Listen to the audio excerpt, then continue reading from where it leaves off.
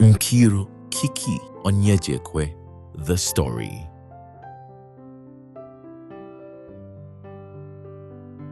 Papa Ibadan and Mama Nana, Mr. and Mrs. Onyejekwe, lived in Ibadan. They already had 4 children, Azubuike, Anana, Onyechi, and Okechiku. Mama Nana was pregnant and due anytime. There was excitement in the air. They all anxiously awaited the arrival of their bundle of joy. There were bets between the children about whether the baby would be a boy or a girl. Anana wanted a baby sister, which was understandable, as she was the only female amongst boys. Papa Ibadan, her dad, didn't care what the baby's sex was. All he wanted was a safe delivery and a healthy baby and mother. It was a quiet Sunday evening on the 5th of July, 1953. Mama Nana was winding down after an activity-filled day when she started to feel the telltale signs of labor.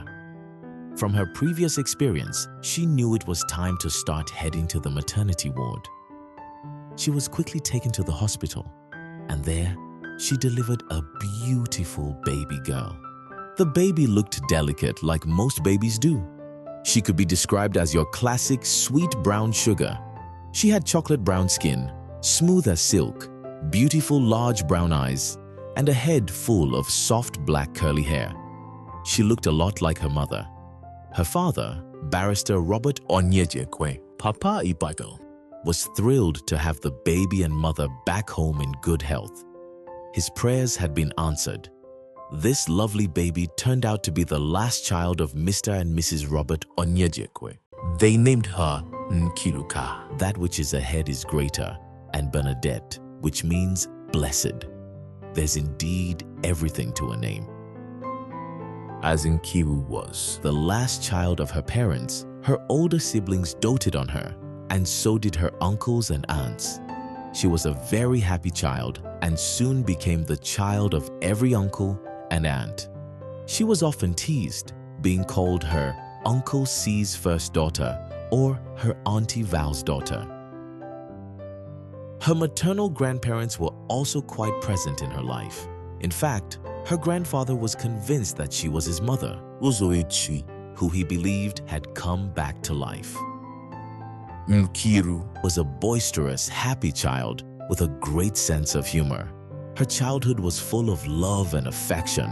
One often heard funny anecdotes and incidences between her and her grandparents, uncles, and aunties. She was a bridge between the older generation and the younger ones. This was something she was able to do because of her personality.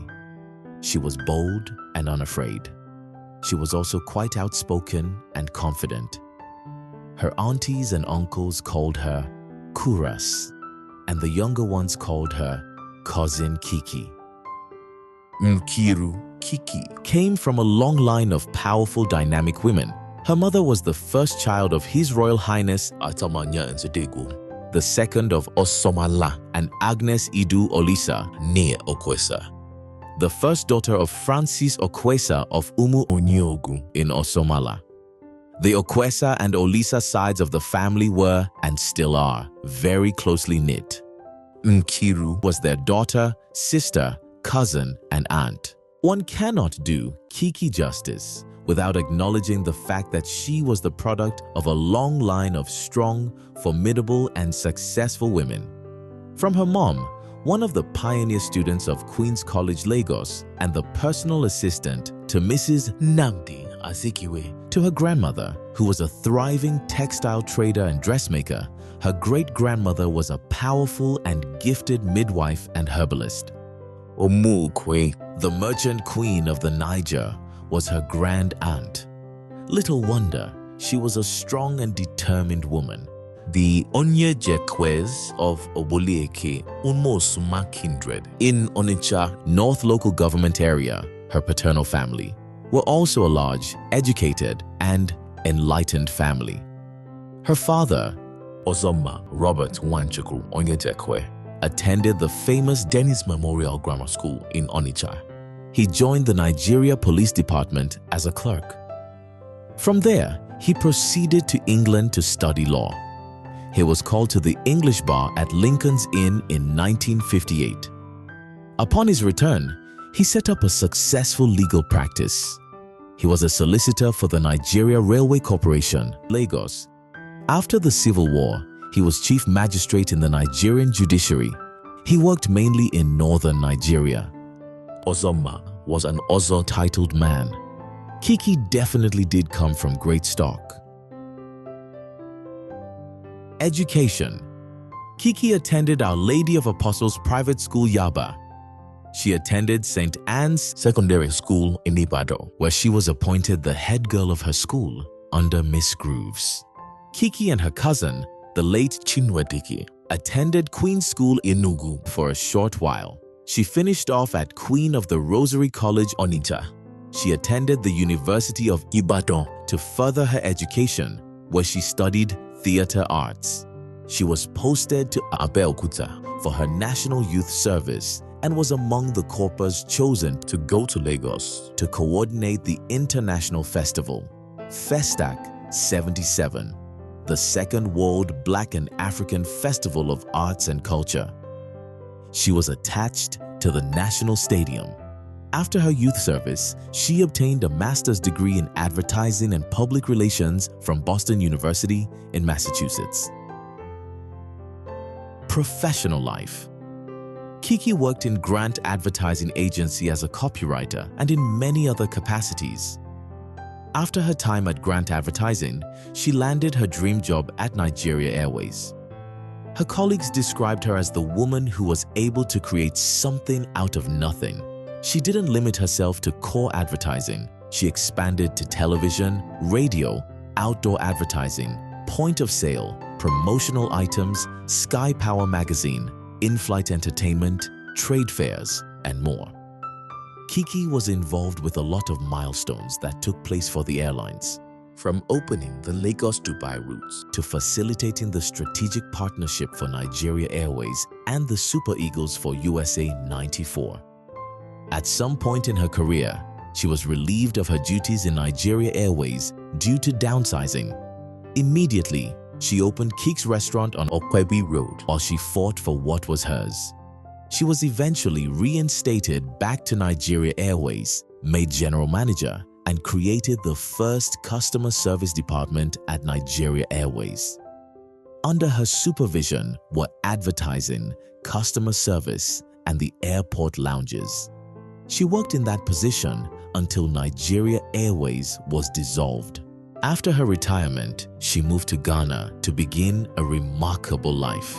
She consulted for the Ghana Airports Authorities regarding their digital and airport advertising. She also supplied furniture, airport trolleys, and advertising screens for Ghana's Kotoka International Airport. Alongside consulting with the Ghana Airport Authorities, she had a lounge and restaurant called Karafs at East Legon, Accra. She owned her beach house in Krokrobite, a shortlet for local and international tourists. In her later years, she built a beautiful 7-bedroom resort home in the Aburi Mountains, which she named Casa Rob Nello. She lived and ran Rob Nello under the Airbnb platform. Social interactions. Kiki was an extrovert, a people person. Family and friendships were important, precious, and sacred to her. She often went out of her way for her family and friends and was always on the side of the underdog. One could describe her as dependable and kind-hearted, even though you didn't want to be on her wrong side. Anyone that knew Kiki knew she was a giver. She was very helpful to various communities in Accra. She supported a center for the elderly and assisted children with struggling parents. Hobbies. Kiki was into living a healthy lifestyle. She watched what she ate, she exercised regularly, and enjoyed spending time with her friends, wining and dining. Kiki had friends from all over the world and enjoyed to travel. She explored various parts of the world and lived life to the fullest. Family. Kiki met and married Mr. Oluyomi George Taylor in 1982. The marriage was blessed with 2 lovely children, who she loved and doted on, Buki and Femi George Taylor. They both blessed her with 2 grandchildren, Onualoba Tarie Williams and Azariah George Taylor. Even though Kiki had 2 biological children, she had plenty of other children who were not her biological children. She was always in their lives, listening to them, advising and encouraging them, and taking on their problems like they were her real children.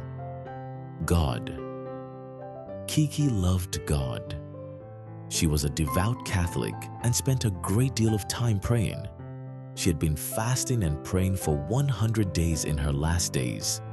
God loved her too. Everything in life comes full circle. Like the Igbos say, everything that has a beginning also has an end. The journey of life here on earth as we know it starts at birth and ends when one takes their last breath.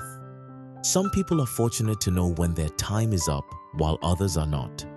Cousin Kiki, as she was fondly called, was expected in Lagos on the 31st of July. She did arrive in Lagos on that day. In her usual manner, she always came bearing gifts for everyone. She had called a couple of friends on that day to pick up their gifts the next day, but by the morning of the 1st of August at about 3:30 a.m., she passed away peacefully as she slept. She had embarked on that inevitable journey, the journey that we all as humans must embark on. Another realm, another life, another existence in another dimension.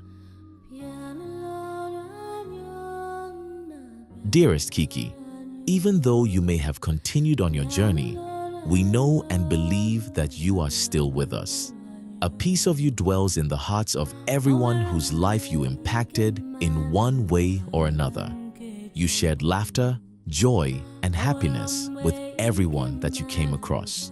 Her family and friends are all grateful for the opportunity to have known you and called you daughter, sister, wife, mother, auntie, cousin, niece, friend, and boss.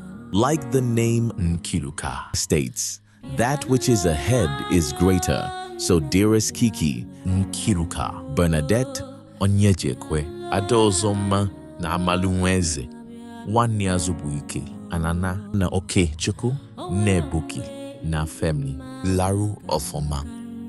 Nkiru leaves behind 2 children.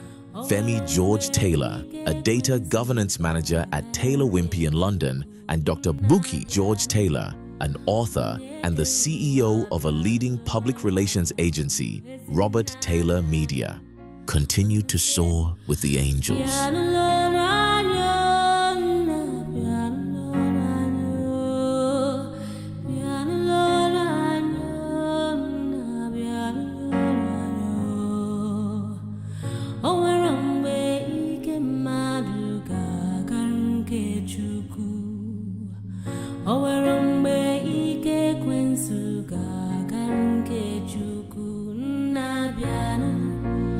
Onye keruwa bianu,